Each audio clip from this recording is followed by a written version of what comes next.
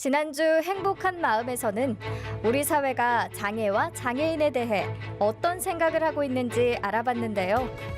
여러분, 장애와 장애인이 누구인가의 이 문제는 우리가 지금 누구인가를 알아야지만이 어디로 어떻게 갈 수 있는가도 함께 알 수 있는 문제라서 모든 이들이 인간다운 삶을 살 수 있는 사회가 되기 위해서 장애를 그리고 장애인을 어떻게 바라봐야 할지 지난주에 이어 전국 장애인 차별철폐연대 박경석 공동대표의 이야기 들어보겠습니다.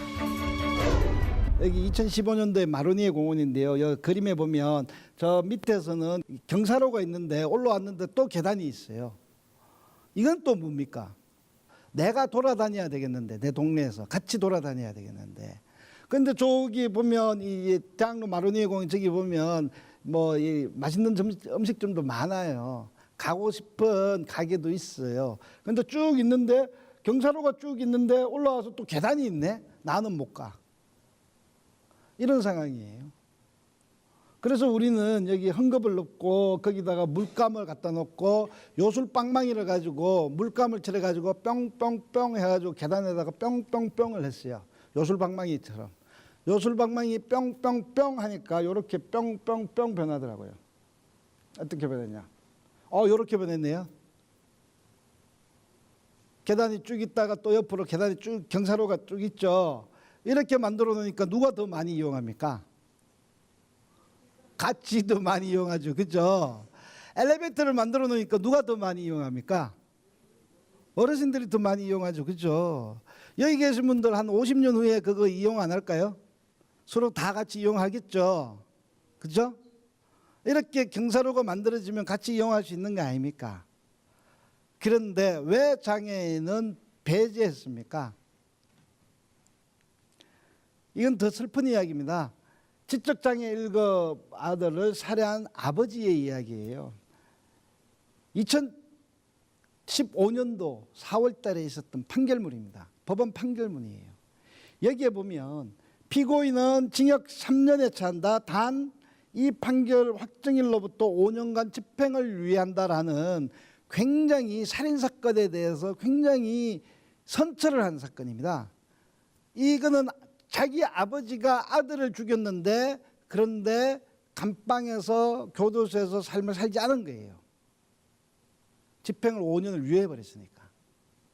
근데 죽인 사연은 뭘까? 라고 한번 알아봤습니다. 법원 판결문에 나오는 건데요. 이렇게 되어 있습니다. 피고인 2015년도 4월 15일 날 6시에 새벽 6시에 가족들이 다 나간 사이에 자기 아들이 잠자고 있는 것을 보고 망치를 구해서 그 아들의 뒤통수를 3번 힘껏 내려치고 그리고 안 죽으니까 목 잘라서 죽인 살인사건이에요.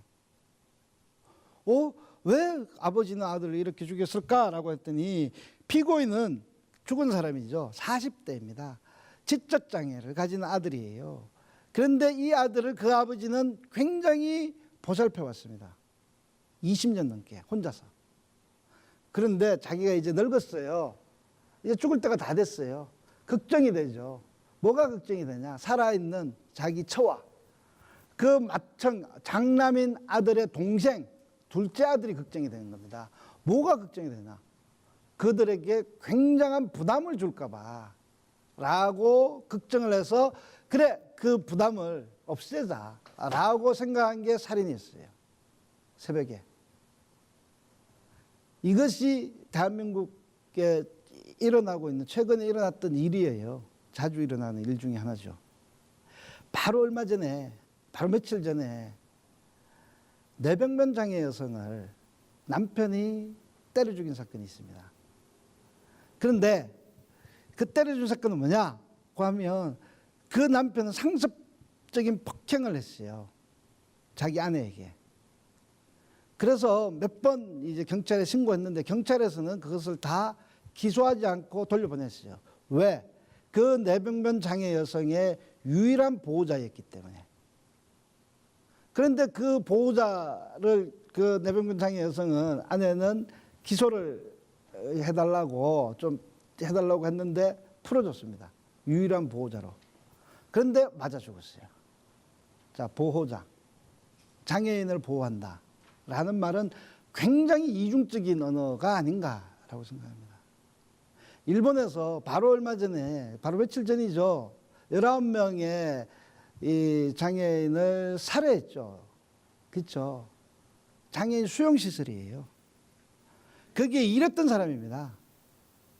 바로 일상 속에서 아주 가깝게 일을 했던, 보호했던, 한마디로 했던 사람이에요. 그 보호자는 그 장애인을 어떻게 대했을까요? 물론 사랑으로 대했겠죠. 물론 지극정성했을 수도 있겠죠. 그런데 그 장애인의 입장에서 보면, 아버지한테 맞아 죽는 자기의 장애인의 입장에서 보면 나는 누굽니까?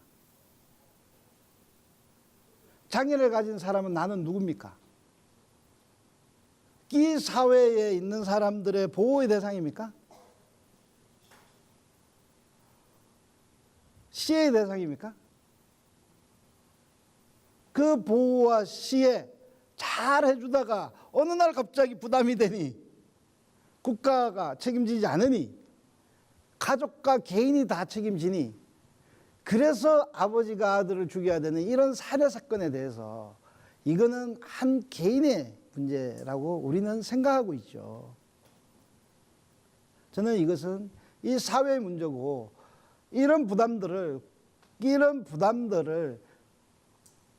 개인과 가족에게 전가한 국가와 지방자치단체의 힘 있는 사람들의 무책임이라고 생각합니다. 그래서 이 사람은, 장애인은 이렇게 시혜와 동정의 대상으로 항상 치부되고, 그런 불평등한 관계 속에서 우리의 존재가 있는 거고, 그런 위치에서 우리가 그나마 어떤 시혜와 동정을 구하지 않으면 생존할 수 없는 이런 처지에 전락시켜버린 계기가 아닌가 싶습니다. 이게 국민기초생활보장법에 나오는 근데 거기에 부양의무자 기준이라는 게 있어요. 거기에 부양의무자 기준 보면 수급권자, 국민기초생활보장법이 여러분 뭔지 잘 아시죠? 굉장히 가난한 사람들에게 정부가 이 최저 생계를 유지시켜 주기 위해서 수급권을 줍니다. 이렇게 7가지 정도의 수급을 주는데 거기에 생계급여라는 것도 줍니다. 그거는 현금으로 주죠. 그렇게 이제 가난한 사람들의 최소한의 인간다운 삶을 살게 하기 위해서 만들어진 법의 내용에 보면 부양의무자 기준이라는 게 있어요. 그 친족 직계 그리고 또 그 며느리와 그 사위까지의 소득을 보고 주는 이런 문제가 있습니다. 이 문제는 결론적으로 이 가난의 문제, 장애로부터 차별받고 있는 이런 문제와 관련해서 그 가족에게 책임을 넘기는 이런 제도들이 아직도 있습니다. 대한민국. 그런데 대한민국에는 돈이 없는 것은 아니죠. OECD 국가입니다. 그리고 경제 규모로는 OECD 국가 중에 11위예요. 경제 규모, 부의 규모는 11인데 모든 것은 다 꼴찌입니다. 여기에 장애인 복지 수준도 꼴찌예요. 자살률도 가장 높고, 산업재해 사망률도 가장 높고, 가계부채도 높고, 남녀임금 격차의 불평도 가장 높고, 노인들이 굉장히 가난하게 살아가는 것도 가장 높은 나라예요. 경제 규모는 11인데 돈이 없는 게 아니라 이렇게 하려고 하는 의지가 없는 나라이죠. 우리는 지금 장애 등급제 부양의무제 폐지를 위해서 지금도 사회적 차별과 억압을 해결하기 위해서 중요한 주제인 장애 등급제 폐지를 위해서 하고 있습니다. 오늘이 며칠인가네요. 1439일째 광화문 농성장에서 이렇게 장애 등급제 부양의무제 폐지를 위해서 싸우고 있어요. 장애 등급제 폐지가 뭐냐라는 것들을 잠깐 말씀을 드릴게요. 장애는 우리는 등록하는 나라입니다. 우리나라는 등록하는 나라예요. 그래서 이제 등록이 1988년도부터 본격적으로 시작이 됐습니다. 그리고 처음에는 장애 유형이 5유형이었는데 지금은 15유형으로 늘어나가지고 이렇게 장애 등록을 하고 있는 나라예요. 그리고 급수는 1급에서 6급까지 이렇게 나누어지는 등록제가 있는 나라입니다. 여러분들 이 유엔 장애인 권리 협약이라는 거 잘 모르시죠?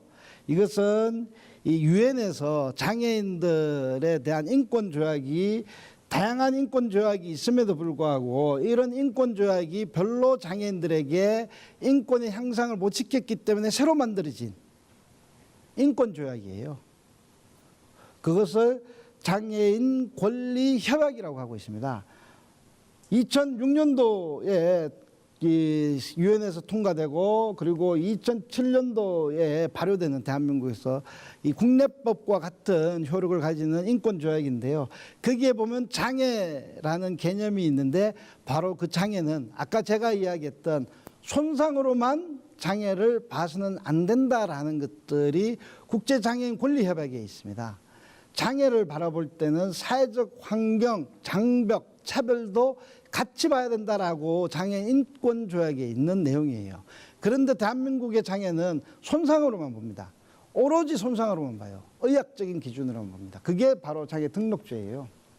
그래서 이 유엔 장애인 권리 협약에 따라서 장애인 위원회에서 대한민국에게 이렇게 권고를 했어요. 의료적 모델에 입각한 장애인 복지법을 지금의 장애인 복지법을 전면 재검토해서 장애의 개념을 의료적인 손상으로만 있는 것이 아니라 사회적 환경도 같이 봐서 고쳐라 라고 장애인위원회에서 대한민국에게 권고를 한 상황입니다. 그래서 저희는 여전히 장애 등급제, 지금의 의료적 손상으로만 중심으로 되어 있는 장애 등급제를 폐지해야 된다라고 이야기를 하고 있어요. 그렇게 하게 된 계기는 이런 겁니다. 활동보조 서비스가 제도화되고 난 뒤에 대한민국에서 2007년도부터 5년 동안 장애 등급 재심사를 했어요. 재심사를 했는데 그 5년 동안 장애인이 36.7%가 등급 하락을 합니다. 장애 등급 재심사를 하면서. 활동보조 서비스를 주기 시작하니까 대한민국 보건복지부는 그래? 등급 재심사하겠다라고 이렇게 이야기해서 36%를 등급에서 하락시켜버려요. 활동보조 서비스를 받을 수 있는 사람은 이게 보건복지부 통계인데요. 대략 35만 명 정도가 활동보조 서비스가 필요하다라고 이야기를 하고 있는 조사표입니다. 장애인들에게 이렇게 물어봤어요. 당신들은 혼자서 무슨 일을 할 수 있습니까? 못합니까? 이런 질문 요항입니다. 그래서 이런 질문에 따라서 보건복지부가 조사해 보니까 대한민국에서 250만 명 장애인 중에 대략 한 35만 명이 활동보조 서비스가 필요하다라는 이 복지부의 통계예요. 그런데 보건복지부는 35만 명의 활동보조가 필요한 장애인들에게 다 주려고 했을까요? 아니면 지금 6만 명밖에 예산이 안 되는데 6만 명인데 아니면 나머지 29만 명을 자르려고 했을까요? 어떻게 생각했을까요? 여러분들은 왜 보건복지부를 그렇게 믿지 못합니까? 우리 친구 보건복지부를. 그런데 실상이 그랬죠. 35만 명이 필요함에도 불구하고 예산이 6만 명밖에 안 되니까 나머지 29만 명을 어떻게 자를 건가를 고민해서 만들어진 게 바로 장애 등급 심사입니다. 거기에 따라서 활용된 도구가 바로 장애 등급제죠. 근데 등급제가 이제 우리가 이제 또 가장 큰 문제는 의학적인 손상으로만 보기 때문에 장애인이 가지는 특성, 이 사람이 아동인지 장애 여성인지 학령기에 교육을 받았는지 안 받았는지 이런 시설에서 20년 30년 살다 나온 장애인인지 이런 것들을 보고 서비스를 결정하지 않아요. 그죠? 딱 급수로만 보죠. 바로 이런 불합리화성이 있는 겁니다. 또 하나는 장애인들이 굉장히 가난하게 살아가고 있습니다. 여기 보면 이 자료에 보면 대략 비장애인 가구의 50% 조금 넘는 소득의 수준으로 살아가고 있어요. 장애인 가구는. 그런데 비장애인 가구의 50%밖에 수준이 안 되는데 그런데 비용은 얼마나 더 들까요? 보면 알아보니 대략 20만 원 정도가 더 추가됩니다.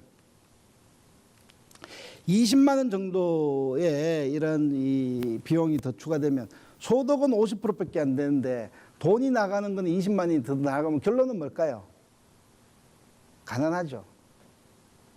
그런데 그 가난의 기준에서도 등급으로 잘라버려요.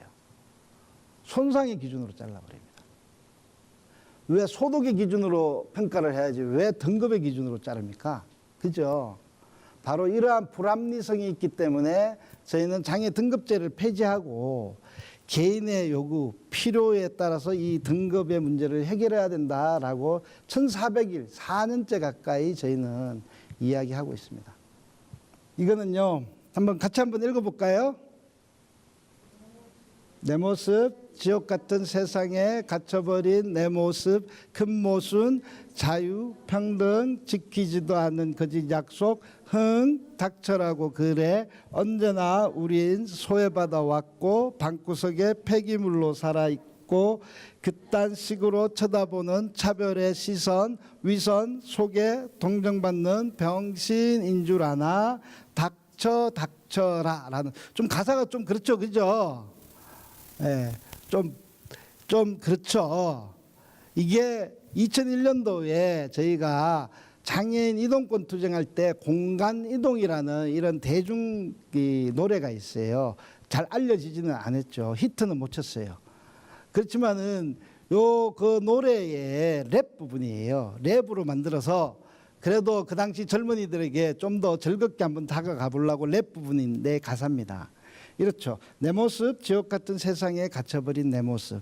장애인들 중에 이 70.5%가 한 달에 5번도 외출하지 못한다라는 것은 갇혀버린 삶 아닙니까? 그죠? 그런데 거기에 보면 그 자유평등, 헌법에는 자유평등이라는 말이 있죠. 평등권에 따라서. 그렇지만 그건 지켜지지 않았죠. 그죠? 그래서 장애인들이 밖으로 돌아다니지 못하는 것, 소외받아 온 거 아닙니까? 소외받아 와서 자신들이 지역사회에서 소외받고 그래서 나온 계기는 자신들이 별로 소용이 없는 사람이 돼버린 겁니다. 부담이 되는 사람만 됐죠. 바로 점점 가족과 개인에게 부담으로 만든다라는 것은 바로 폐기물과 같은 존재가 아니냐라는 이야기의 가사예요. 이런 이야기들이 바로 차별이고 이러한 차별의 시선들을 우리는 거부한다라는 이런 랩이에요. 이렇게 우리는 알려왔습니다. 그리고 이렇게 알려오는 이유는 이 이야기예요. 이게 마르틴 루터의 흑인 차별을 위해서 싸운 이 목사님인데 노벨 평화상을 받은 분이에요. 이것도 같이 한번 읽어보고 한번 느꼈으면 좋겠습니다. 같이 한번 읽어볼까요? 우리는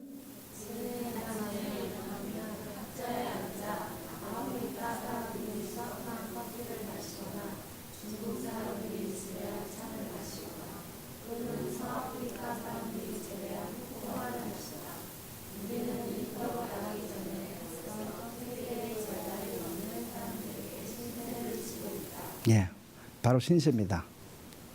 우리는 혼자 살아갈 수 없어요. 그거는 비장애인 여러분들도 마찬가지예요. 그렇죠? 누군가와의 관계를 맺으면서 살아갈 수밖에 없는 삶을 우리는 살 수밖에 없습니다. 여기에 글에 나오듯이 누군가의 노동의 대가로 우리는 그냥 일상생활에서 커피를 마시는 거 아닙니까? 그죠? 바로 그렇듯이 우리는 신세를 질 수밖에 없는 사람이고 이런 신세 관계를 장애인과 비장애인의 관계 속에서 같이 있다라는 겁니다. 일방적으로 장애인이 비장애인에서 신세지는 사람은 아니에요. 그 또한 마찬가지입니다. 그래서 이런 관계들을 평등하게 바꾸어가는 것, 바로 그것이 차별을 해결할 수 있는 길이라고 저는 생각을 합니다. 네, 여기까지 끝낼게요.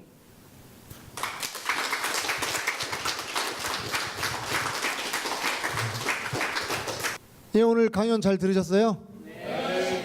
예, 오늘 고생해주신 박경석 대표님에게 다시 한번 큰 박수 한번 부탁드리겠습니다.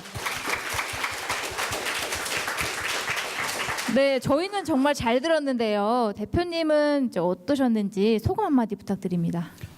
예, 저도 기쁘게 잘했는데요. 굉장히 뜨겁네요. 열기가 뜨거웠습니다. 네. 저희도 뒤에서 이렇게 보는 동안 그 아까 랩도 해주시고 네, 랩 잘하는데 긴장하신 조금 건가? 긴장해서 네네. 다음에 또 기회가 되면 한번 더 기회가 들려주세요. 예. 그리고 노래들이 막 뮤직비디오에 깔려 있었는데 그 가사 하나 하나가 가슴에 되게 와닿더라고요. 예. 그건 어느 분이 작사 작곡 한 건가요? 이 곡을 작곡한 사람들이 만든 작사예요. 그리고 아. 이 곡은 우리랑 같이 영상 활동을 하시는 분들이 있어요. 또 이제 문화 활동을 하시는 분이 있어요. 이 분들이 직접 쓴 글이에요. 아 이게 뭐라고 해야 되나 그 현장에서 그걸 느끼지 못하면 그거 써내기가 어렵거든요. 그 느낌을 담아내기가. 그렇죠. 그래서 그 이야기도 많이 하면서. 그러니까요. 그걸 모르면 알 수가 없는데 내용이 이렇게 들어보면 너무 와닿더라고요. 네. 그래서 질문 한번 드려봤고요.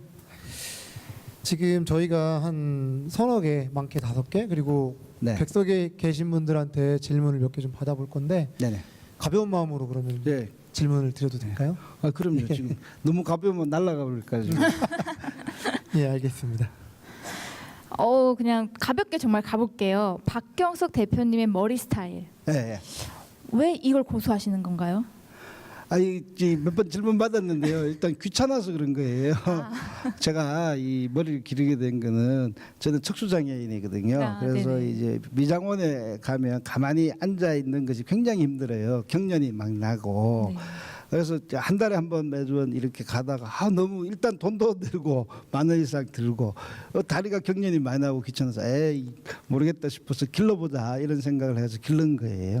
기르다 보니까 또 이제 어떤 사람은 되게 비난을 하고 네. 어떤 사람은 바로 우리 어머니와 같은 분들은 전부 다 이제 우리 누나 이런 분들은 빨리 깎으라고 하면서 밤에 가위 갖고 찾아온다 그러는데 어떤 사람은 또 이거 괜찮다 그래가지고 그냥 네. 혼자 만족감으로 이렇게 기르고 있습니다. 근데 굉장히 호감이 형이셔가지고 잘 어울리십니다. 네. 고맙습니다. 그런 얘기 많이 들으실 것 같아요. 백발이 너무 잘 어울리시고 그 네. 간달프? 네, 맞아요. 그러면 좀 그 강의로 넘어가서요. 아까 전에 장애인 등급제에 대해서 말씀을 해주셨잖아요. 예, 예. 근데 그렇게 잘못된 제도인 것 같고 한데 왜 정부에서는 폐지를 못 하고 있는 건가요? 그래서 이제 유엔 장애인 권리 협약에 따라서 또 권고를 받았지 않습니까? 그래서 지금은 폐지를 한다라고는 해요. 네. 그런데 그래서 이제 나온 대책이 중경 단순화예요. 그래서 내년도까지 지금의 복지부의 정부 계획에 따르면 1급, 2급, 3급, 4급, 5급, 6급으로 있는 것을 1, 2, 3급을 중, 4, 5, 6급을 경으로 나누어서 단순화해서 지금 시범사업 2차 하고 있고요. 내년도 말 되면 복지법을 개정해서 바꾸겠다라는 계획입니다. 그러면 여러분들이 혹시 갖고 있는 장애인증이 있지 않습니까? 이것도 중증 장애인, 경증 장애인으로 명기 이렇게 바뀔 거예요. 지금의 정부의 계획에 의하면 그것을 이 정부는 이 장애 등급제 폐지라고 하고 있고요. 저희는 그것을 장애인을 또다시 기만하는 거다라고 그렇죠. 이렇게 부닥치고 있습니다. 네. 그러니까 이게 폐지가 아니라 어떻게 보면은 그냥 표시 형식만 바꾼 것 같네요. 그렇죠. 우리는 막 그렇게 이야기하는데 복지부는 굉장히 억울해해요. 항상 억울해하죠 그쪽. 그렇죠. 억울한 사람은 우리인데 왜 그들이 억울해야 되는지 저는 잘 모르겠습니다. 그러게요.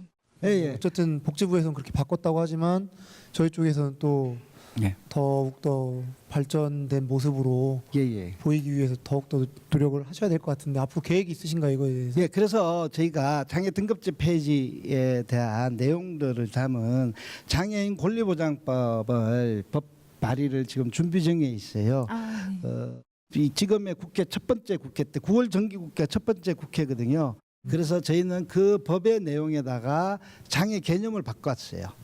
복지법의 지금의 손상을 중심으로 하는 이 법의 문구들을 사회적 환경도 볼 수 있도록 법의 장애 개념을 바꿨고 거기에 따라서 개인별 지원이 가능할 수 있도록 급수로 이제 손상으로 이렇게 나누어서 딱 기계적으로 주는 방식이 아니라 개인의 필요와 요구에 따라서 이 서비스가 지원이 가능할 수 있도록 이런 법안을 지금 준비하고 있고 곧 발의할 예정입니다. 그래서 지금 뭐 광화문에서 농성은 하고 있지만은 그와 또 함께 법 개정도 같이 추진하려고 하고 있습니다. 많이 관심 가져주세요. 아, 네. 그럼 관심 가져야죠, 당연히.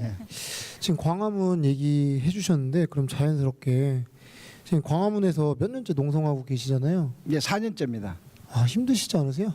힘들죠. 당연히 힘든데 저는 그래도 혼자만 하는 것들이 아니라 같이 하는 이 전국장애인차별철폐연대에 회원분들이 굉장히 많이 와서 밤을 같이 지새고 돌아가면서 지금 지키고 있어요. 저는 뭐 힘들지만은 바로 그 힘듦의 역사가 우리의 장애인의 인권의 역사를 변화시킨다라고 생각을 해요. 어떻게 도전이 없이 어떻게 변화가 있겠습니까? 그죠? 멋진 말입니다. 박수 한번 주세요. 네, 저도 이제 개인적으로 그런데 관심이 많다 보니까 시위 현장이나 농성 현장을 가는데 그 시작이 되게 궁금해요. 그것이 우연하게 있었던 게 아니고 계속 지속적으로 있다가 2012년도면 대통령 선거 네. 때지 않습니까? 그래서 대통령 선거 때 장애인의 인권의 문제가 어떤 대통령 선거 때 굉장히 중요한 주제로 다루어지진 않아요. 보통 보면 굉장히 큰 주제들이 많지 않습니까? 뭐 통일의 문제, 북한의 문제, 뭐 경제의 문제 이런 이 큰 문제 속에서 장애인 문제는 그냥 스쳐가듯이 한 꼭지로 다루어지더라고요. 보통 그것도 굉장히 그냥 뭐 한마디 딱 하고 끝나는 뭐 이래서 저희가 고민을 한 게 그럼 장애 등급제 문제하고 뭐 부양의무제 폐지 문제는 이 복지에 굉장히 중요한 이 기준선의 문제인데 이것을 좀 이 2015년도에 나오는 대통령 후보들이 좀 무게 있게 다뤄줬으면 좋겠다 그래가지고 미리 들어가자 그래가지고 8월달에 들어갔어요. 보통 한 11월달에 들어가도 되는데 그 뜨거운 여름날 8월 21일날 먼저 들어갔는데 그것도 먼저 좀 이 대통령 선거 때 좀 주제가 될 수 있으면 좋겠다라는 마음 가지고 이렇게 농성을 들어가게 됐고 그래서 뭐 그때 효과는 좀 있었어요. 왜냐하면 그 당시 대통령 후보들 전체가 다가 장애 등급제 폐지와 권리보장법의 제정을 장애인계의 첫 번째 공약으로 다 걸었어요. 심지어 박근혜 대통령도 그렇고 그 당시 민주당의 이 문재인 예. 그 당시 후보도 이렇게까지 이야기했어요. 그러면 자기가 집권하면 첫 번째 국무회의 때 등급제 폐지안을 첫 번째 안건으로 다루겠다라고까지도 약속했는데 아마 그분이 됐으면 지금은 좀 폐지됐을 것 같은데 그건 또 뭐 결과론적으로 이야기하면 뭐 그렇지만 아무튼 그런 주제로 이렇게 이야기 되었었습니다. 그럼 혹시 객석에서 질문 있으면 좀 받아볼까요? 안녕하세요. 김영욱이라고 하고요. 오늘 강의 잘 들었고요. 저는 지금 현재 활동 보조인으로 일을 하고 있거든요. 그래서 하나 궁금한 게 있는데 이게 원래는 2급까지만 영역이었다가 3급으로 확대가 되지 않습니까? 예. 그래가지고 근데 이게 활동을 하다 보니까 문제점이 보이는 게 3급까지 확대되는 과정에 있다 보니까 정말 혜택을 받으셔야 될 초중증 장애인 분들은 기다리고 있는데 활동보조 선생님들이 이렇게 선뜻 나서질 않아요. 네. 그런 게 보이고요. 그리고 실질적으로 저도 한번 해봤는데 초중증 장애인 해봤는데 그리고 또 문제는 그래가 초중증 장애인 분들을 보는 그 활동 보조인들하고 이게 급여에서 좀 차이를 네. 두자 이런 게 나오지 않았습니까? 예. 그게 이제 보건복지부에서 3월에 시행이 됐는데 시행과 동시에 바로 이게 그러니까 무효화됐어요. 문제가 있어가지고. 아 그래요? 네. 예. 그런 부분에 대해서는 혹시 잘 모르시는지요? 예. 이거 활동보조의 좀 구체적인 제도적인 이런 문제인데요. 일단 저희 생각은 활동보조인들의 서비스 단가가 기본적으로 낮다라는 거예요. 그래서 올리려면 일단은 먼저 순위는 다 같이 올려놔야 된다라는 거예요. 그런데 지금 수준에서 이거는 그대로 두고 또 이걸 중점에 이렇게 또 차등 두는 방식이 과연 이 먼저 해결해야 될 문제인가에 대해서는 저희는 반대를 했었어요. 그런데 그럼에도 불구하고 아까 이 기본적으로 낮은 데서 또 중증은 안 가려고 하고 경증 이런 차이가 계속 발생하고 있어요. 이런 문제는 저는 일단은 기본적으로는 저는 단가부터 먼저 같이 다 올려놓고 이 문제를 제도를 설계할 수밖에 없다라고 봐요. 그렇지 않고서는 계속 이제 아마 이 여러 가지 문제점들이 발생하게 될 겁니다. 기피 현상과 그리고 또 하나의 편중되는 현상 이런 것들이 피할 수 없는 문제다라고 생각을 해요. 근데 이게 너무 구체적인 거라서 다음에 또 이야기를 드릴게요. 예. 등급제 관련돼서랑 또 비슷한 맥락이 될 수도 있겠네요. 요거는 등급제 문제하고는 조금 다른 문제인데요. 활동보조 때문에 등급제 문제가 폭발은 했지만은 자, 이 활동보조를 받기 위해서는 인정점주조사표가 따로 있어요. 그죠? 거기에 따라서 1등급, 2등급, 3등급, 4등급이 나누어지고 시간이 결정되잖아요. 그죠? 그런데 등급제는 뭔가니 예전에는 1급만 그 활동보조 인정조사표를 할 수 있도록 제한을 한 거예요. 1급이기 때문에 얼마를 줘야 된다는 게 아니고 1급만 이 활동보조를 신청할 수 있도록 만들어 놓은 건데 이거는 예를 들어서 이런 이 모든 사람이 다 신청을 해서 그래서 활동보조 인정점주조사표에서 안 들면 못 받을 수는 있는데 시험도 못 치게 만들어 버린 거예요. 어떻게 보면. 그래서 1급으로 제한했다가 2급으로 내쫓고 또 송국현이라고 이제 시설에서 나온 장애인이 불타 죽는 계기가 됐는데 그가 상급 장애인이에요. 그가 상급 장애인인데 활동보조 서비스가 필요했던 사람이에요. 왜냐하면 편마비였기 때문에. 예. 그래서 편마비인데 등급 심사를 하니까 상급으로 떨어졌어. 그런데 활동보조를 인정할 수 있는 시험도 못 치게 만들어 버린 거예요. 그래서 상급까지 늘어나는 이런 게 있습니다. 그래서 이게 이 유형별로 이제 시각, 지체, 그 발달 이럴 때 유형별에도 1급이 다 똑같지는 않잖아요. 그죠? 이게 굉장한 이 불평등이 존재하는 이런 제도인데 그래서 등급은 다 해제하고 인정점수조사에 의해서 이제 이 필요 요구를 해라라는 건데 그런데 또 인정점수조사도 지체장애인 중심으로 돼 있기 때문에 시각장애나 발달장애인들이 또 소외된다 이런 게 있는 겁니다. 네. 어떻게 답변이 좀 되는지 모르겠는데 그럼 또 다음 질문 받아보도록 하겠습니다. 안녕하세요. 저는 신은영이라고 하고요. 오늘 강의 잘 들었습니다. 궁금한 것이 있어서 손을 들었는데 인권 운동을 해오시면서 제가 권위공호라는 거에 대해서 그 개념에 대해서 어떻게 생각하시는지 궁금하고 그리고 또 발달장애인의 권위공호에 대해서는 어떻게 생각하시는지 궁금합니다. 그리고 최근 들어서 장애인 복지관에 권위공호팀이 신설되고 있는데 그 역할에 대해서 어떻게 감당했으면 좋겠는지 그 말씀을 좀 듣고 싶습니다. 저는 장애인 운동에서 제일 중요한 요소 중에 하나가 실천이라고 저는 생각을 해요. 성경에도 이런 말이 있어요. 야고보서에 보면 제가 우리 어머니가 교회 다니는 야고보서에 보면 행함이 없는 믿음은 헛것이라라는 말이 있어요. 그렇지만 우리는 전부 다 세상이 좀 변해서 장애인들이 평등하게 살아갔으면 좋겠다는 믿음이 있는 거 아닙니까? 그런데 그 믿음을 실천할 수 있는 행함이 없으면 아무것도 아니잖아요. 저는 권위공호라는 것들이 바로 그 행동하는 이 가장 중요한 요소다라고 생각을 하거든요. 왜냐하면 장애인 당사자들이 그리고 함께하는 사람들이 이 권익에 대해서 자신의 인권에 대해서 이야기하고 바꾸려고 실천을 해야죠.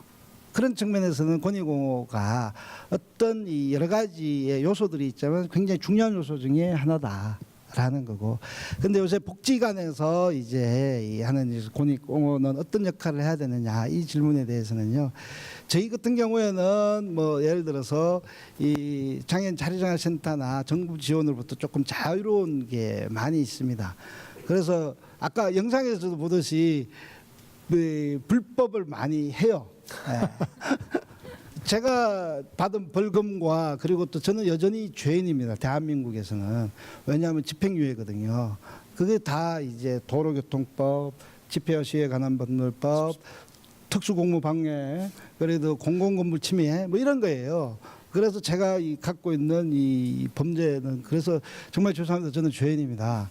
그런데 그런 부분들이 합법과 불법의 인권이라는 것은 합법과 불법의 경계선에서 그것들의 법을 넓혀가는 기능을 하는 것이 진짜 그런데 복지관에서 권익공호를 해가지고 선생님 같이 한번 여기 도로 가가지고 한번 점거해 볼까요?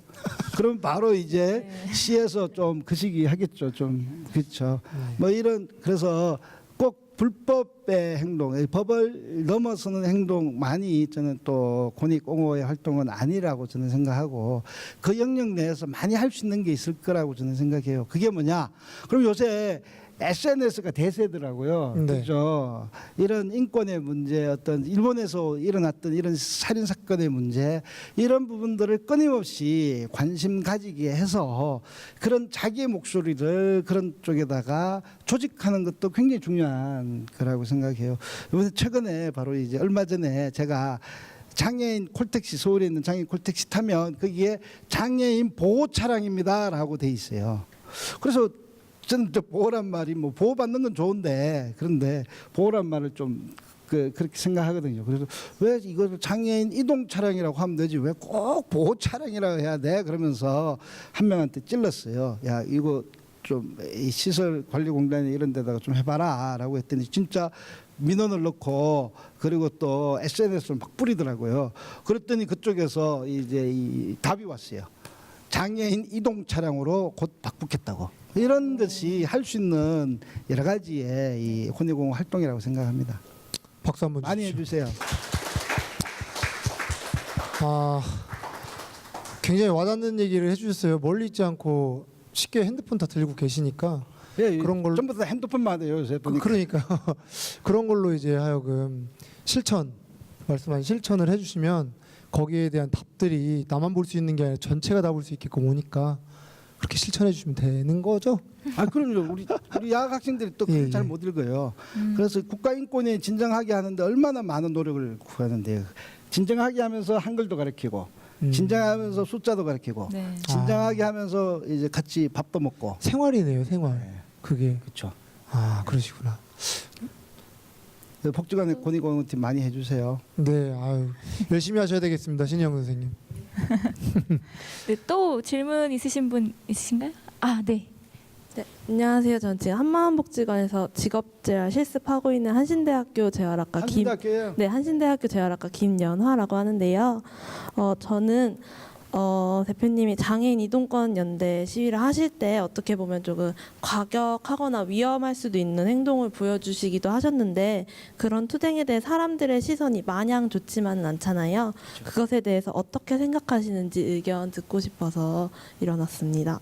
이게 저는 이 욕을 많이 먹었어요. 제가 욕 먹는 거는 아마 잘 먹는 사람 중에 한 사람이에요. 이동권 투쟁할 때 과격한 이야기면 지하철로를 증가하고 나왔는데 저도 휠체어가 분리돼 가지고 이제 경찰이 드러냈으니까 휠체어를 분리해서 들려놓고 우리 동기 같이 내려갔던 같은 친구들이 이제 들려 내려가지고 이 선로에 이제 내려가서 이제 들어누워 있는데 어떤 노인분들이 와가지고 머리 질질 끌면서 너것들 때문에 늦었다고 너것들이 불법 빨갱이냐고 그러면서 뭐 막 하면서 질질 끌고 갔어요. 그래서 욕을 진짜 많이 먹었어요. 근데 욕 먹은 결과 그분들이 엘리베이터를 잘 타고 다니더라고요.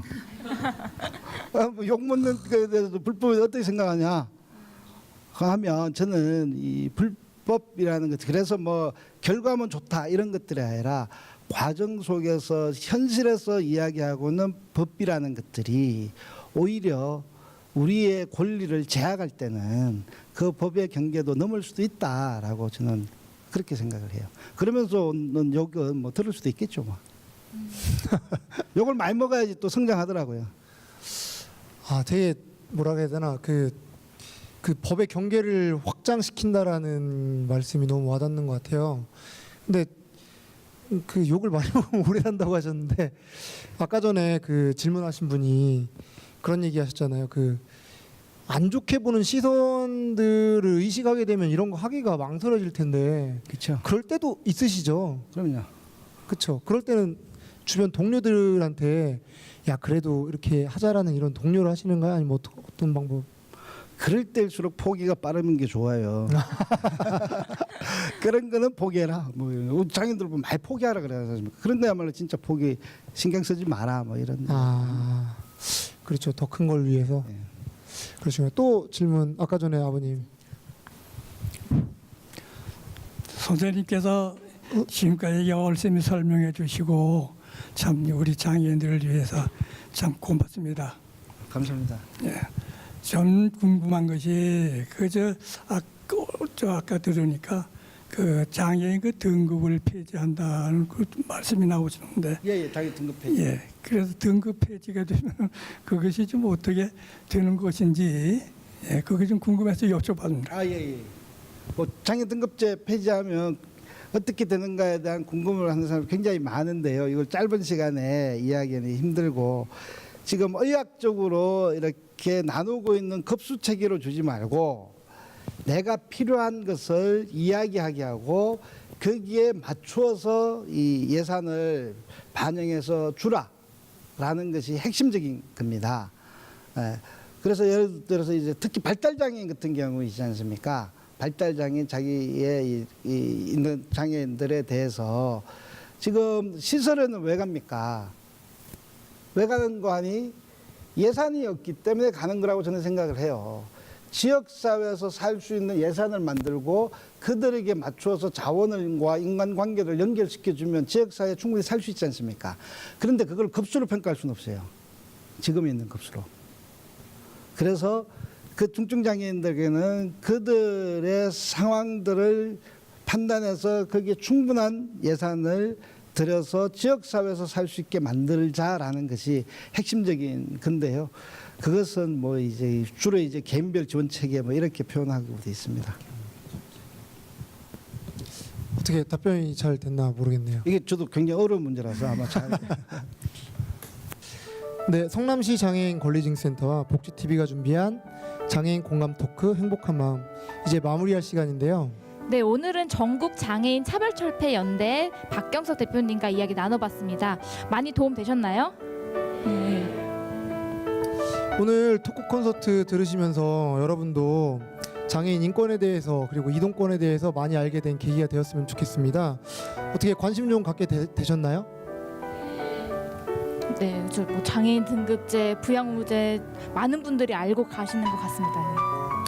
예, 장애인 공감 토크 행복한 마음. 저희는 다음 시간에 또 찾아뵙도록 하겠습니다. 시청해주신 여러분 고맙습니다. 감사합니다. 감사합니다.